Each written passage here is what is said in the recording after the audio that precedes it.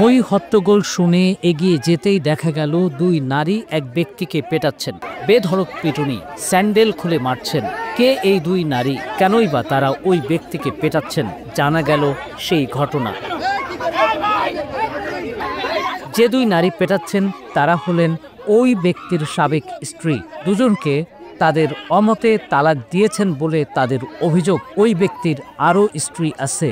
পুরোদস্তুর একটি পারিবারিক সংকট আদালত পাড়ায় এসে সংঘাতে রূপ নেয়।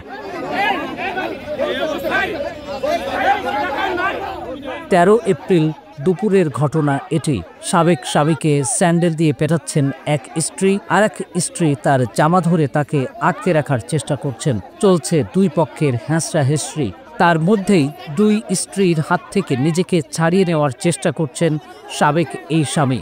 দেখুন সেই অবস্থা যেমন ছিল। মারপিটের কারণ সম্পর্কে কাঁদতে কাঁদতে সাবেক এক স্ত্রী কি বলছেন শুনুন। বিয়ে হওয়ার পরে 1-2 মাসের পরে আমাকে 2015 সালে ঢাকায় নিয়ে আসে।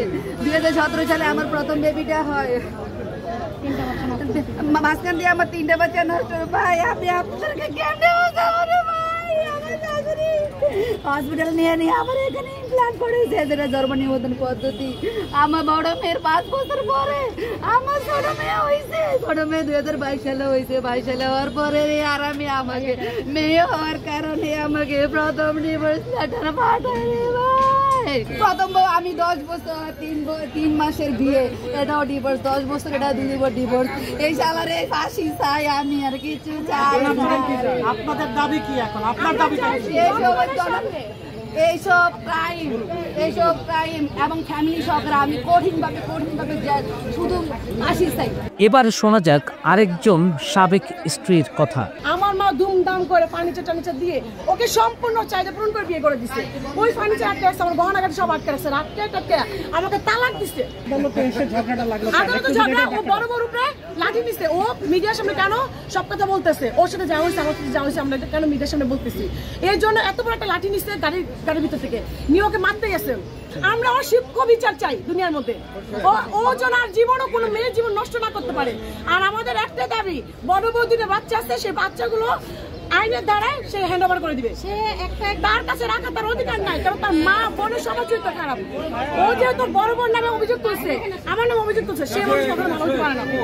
মারপিটের শিকার স্বামী নিজেকে নির্দোষ দাবি করে সাবেক দুই স্ত্রীর বিরুদ্ধে কি বললেন শুনুন। আমার মা খুব খারাপ, আমার ফ্যামিলি খুব গরিব, এই তো বলে বিয়ে শাদী করছে। আমি একবার দুবার অনেকবার নিষেধ করছি, তারপর বিয়ে করছে। আমার বাচ্চা এরকম বলে আমার মা খুব খারাপ। তারপরে তার বিয়ে শাদী করার পরে সে বলছে আমার কিচ্ছু লাগবে না, আমার আর তোমার 2টা সন্তান দরকার, আর তোমার দরকার, আর তোমার ফ্যামিলি আমার ফ্যামিলি, এই কথা বলে তারপরে সে আবার বিয়ে করলো। এরপরে কি করলো, আমি বলছি আমার একটা ওয়াইফ আছে, সে তাকে আমি আমি ছাড়তে পারবো না, কারণ সে এত খারাপ মানুষ না। সে কি করলো, এ প্রতারণের একটা করলো, তুমি যদি আগের ওয়াইফের না তুমি তালাক দাও, তোমার গুন্ডা মাস্তান দিয়ে আমার বন্ধুর অভাব নাই, তোমার এখনই থানায় নিয়ে যাবো, একের ভাবে এক করে আমাকে বাধ্য করা হয়েছে। তবে সাবেক স্বামীর বিরুদ্ধে তার এক স্ত্রীর মামলার বিষয়ে তার আইনজীবী বলছেন, মামলার ধার্য তারিখ আজকে ছিল, তো ওনারা আসছে বাদী হিসেবে এখানে হাজিরা দিতে। আসামিও আসছে হাজিরা দিতে। তো হাজিরা দেওয়ার পরে ওনারা দুইজন আবার তার সাথে কথা বলতেছে, মিডিয়ার কেউ হয়তো কথা বলতেছে। কথা বলার মাঝখানে এসে দুইজনকে 2টা লাথি মারছে, তলপেটে লাথি মারছে, লাথি মেরে ফেলে দিচ্ছে। আমাকে লাঠি দিয়ে যখন দিতে গেছে ফেলে দিয়েছে। ফেলে দেওয়ার পরে উনি লাঠি নিচ্ছে ওদেরকে। আমি তো আসলে আইনজীবী হিসেবে ওনাদেরকে ওইভাবে যেতে পারি না, যে আপনারা এসে সুরাহা করেন, এই হচ্ছে বিষয়। নিজস্ব প্রতিবেদক মামুন খানের তথ্য ও ভিডিও নিয়ে প্রতিবেদন risingBD.com।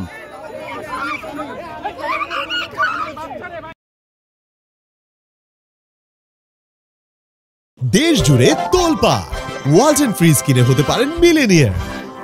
এছাড়াও রয়েছে লক্ষ লক্ষ টাকার ক্যাশ ভাউচার সহ কোটি টাকার নিশ্চিত উপহার।